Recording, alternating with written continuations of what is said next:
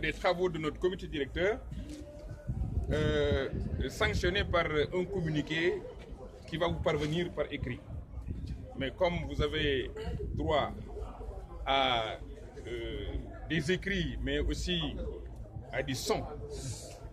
nous sommes en train de faire le résumé afin que nul n'en ignore. Le comité directeur du Parti démocratique sénégalais s'est réuni le mercredi 3 janvier 2018 sous la présidence du frère Oumar Sarr, secrétaire général adjoint et coordonnateur général du parti, à l'effet d'examiner 3 points à l'ordre du jour. La situation nationale, la vie du parti et la situation internationale. À l'entame,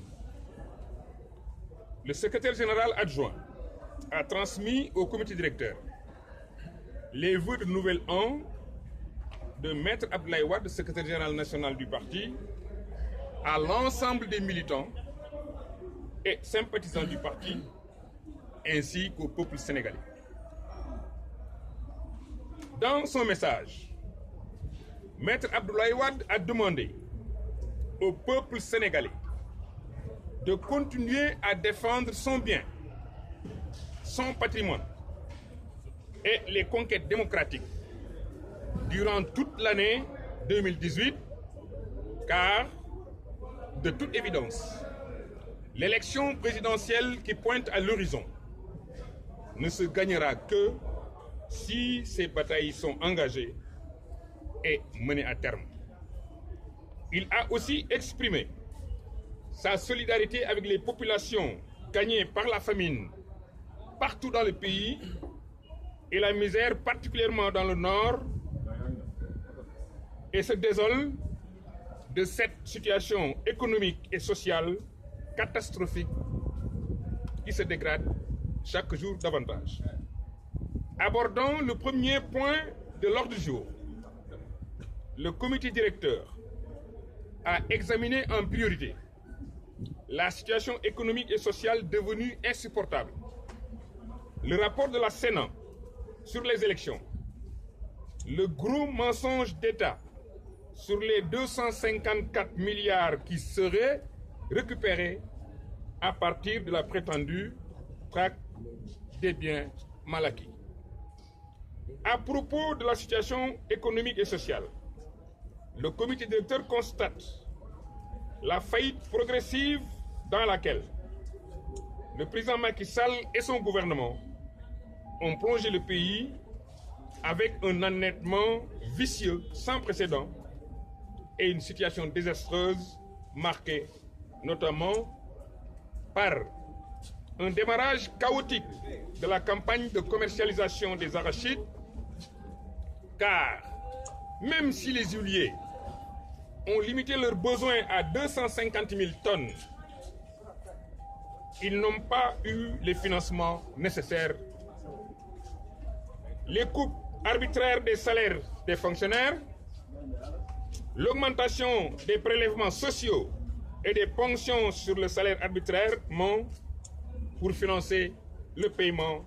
de la dette extérieure devenue insupportable par nos finances publiques. La dette du secteur privé, c'est-à-dire la dette intérieure, qui met à genoux les plus grandes entreprises du pays, avec déjà partout des chômages techniques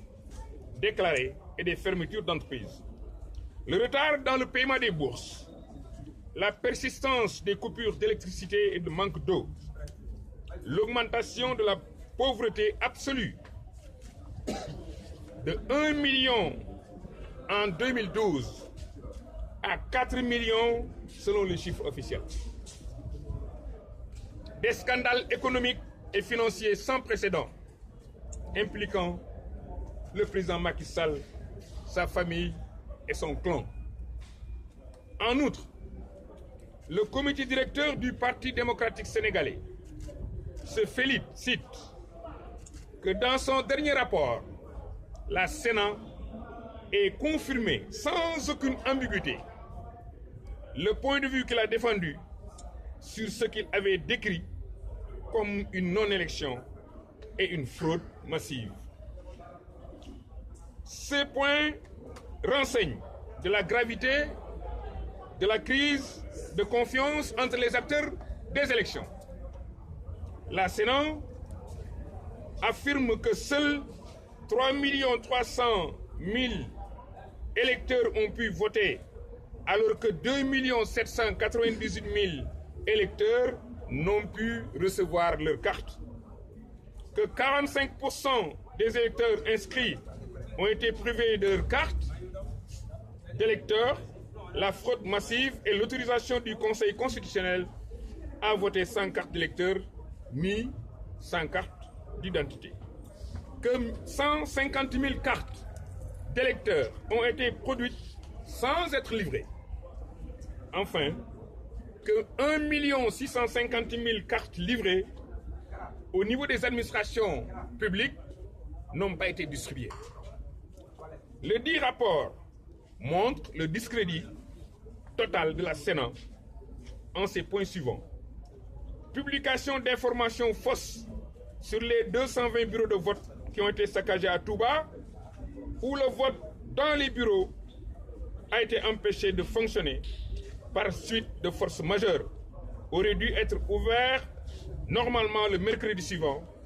comme dans toutes les démocraties du monde, par exemple en France, à qui nous nous référons souvent en matière électorale. Constatation puérile que le gouvernement n'a pas voulu l'associer,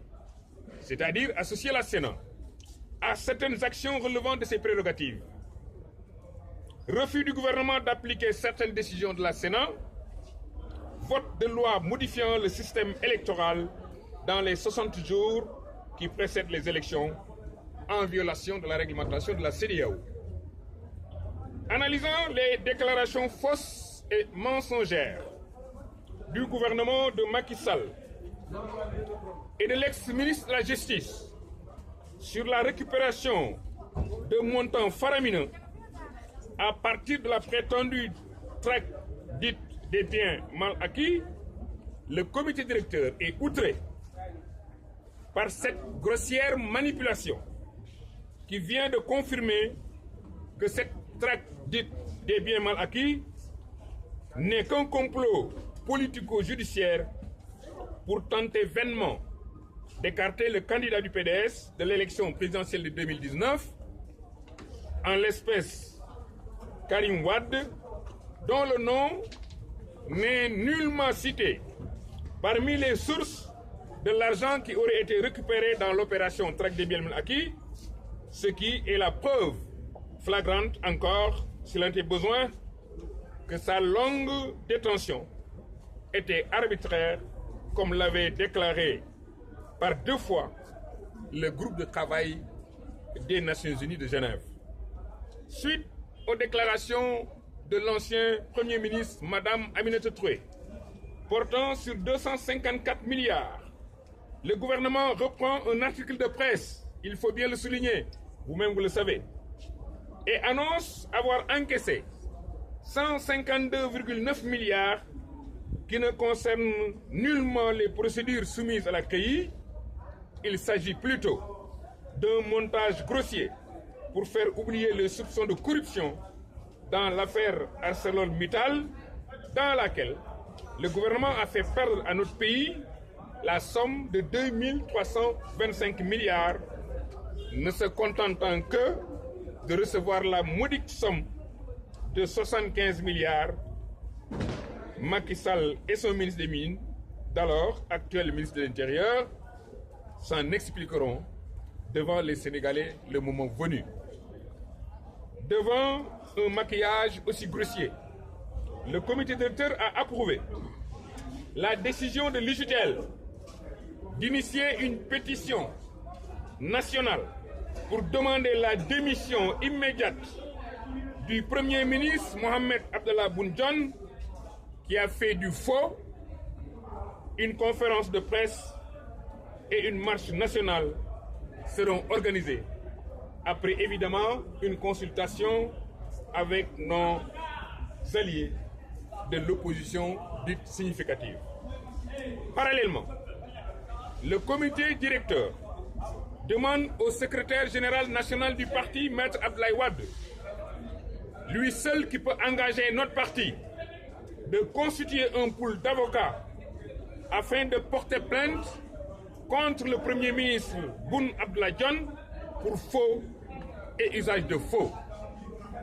Abordant la situation du parti, le comité directeur a été informé du démarrage de la tournée nationale dans la deuxième quinzaine du mois de janvier, ainsi que du placement et de la vente des cartes du parti. Ces nouvelles cartes, d'ailleurs il est important qu'on vous montre le spécimen, avant de partir on va vous le fournir. Donc ces nouvelles cartes donnent un visage ouvertement moderne du Parti démocratique sénégalais qui devient l'un des premiers pays en Afrique à introduire une telle technologie pour la gestion de ses structures et de ses militants. L'application ainsi retenue permet d'avoir une cartographie du parti et de gérer la base des militants et des responsables, ici comme partout dans le monde. La Commission nationale de placement des cartes, ainsi que le renouvellement des structures, est chargée de ces opérations directement ou par le biais de la plateforme qui sera bientôt disponible via Internet. Le comité directeur s'est félicité du regroupement de l'opposition au sein d'un cadre de concertation pour créer les conditions d'élection démocratique. Cette plateforme de lutte a été adoptée et comportera un plan d'action afin de préparer une grande marche nationale dans les prochains jours pour des élections libres, transparentes. Le comité directeur engage ainsi toutes les structures du parti à préparer activement ces dites manifestations. Plus spécifiquement, le Parti démocratique sénégalais propose la gestion des élections. Pour la gestion des élections, à la place d'un ministre de l'Intérieur nommé par le gouvernement, APR, un comité de 4 membres présidé par un ancien militaire, un ancien juge ou un ancien professeur d'université, les 3 autres membres devant provenir des corps suivants: fonctionnaires de la hiérarchie A, retraités,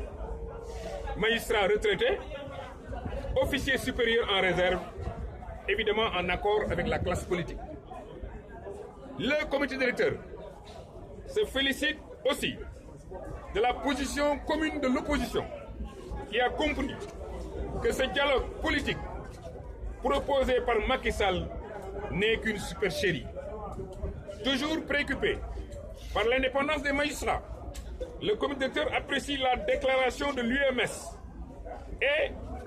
de l'ancien procureur spécial Alioune Ndao et réclame enfin le départ immédiat des magistrats à la retraite maintenus au Conseil constitutionnel, à la Cour suprême et dans d'autres ordres de juridiction pour servir les intérêts de Macky Sall et de son clan. Pour le compte du groupe Liberté et Démocratie, le président Madické Niang a fait le point sur les activités parlementaires et rendu compte des travaux qui ont émaillé l'examen du budget national. Le comité directeur félicite le groupe parlementaire et tous les députés du parti pour leur pertinente intervention et remarquée et les encourage à continuer dans cette voie afin de porter haut le flambeau du parti dans la défense des intérêts exclusifs du peuple sénégalais. Le comité directeur les félicite aussi pour le combat acharné qu'ils ont mené contre la levée politicienne de l'immunité parlementaire du député maire de Dakar, Khalifa Aboubacar Sall, à qui le comité directeur réaffirme son ferme soutien. Le comité directeur s'est aussi félicité de la qualification de l'équipe nationale du Sénégal à la Coupe du Monde de l'année prochaine en Russie et encourage les Lions pour que le Sénégal qui gagne redevienne une réalité. Évoquant la situation nationale, internationale, évoquant la situation internationale, le comité directeur réaffirme sa totale adhésion à la décision quasi unanime des Nations Unies dénonçant la décision unilatérale des États-Unis de remettre en cause la résolution des Nations Unies sur le statut de Jérusalem en y transférant son ambassade. Enfin, le comité directeur félicite George Weah pour sa brillante élection à la tête du Libéria. Faite à Dakar le 3 janvier 2018, le comité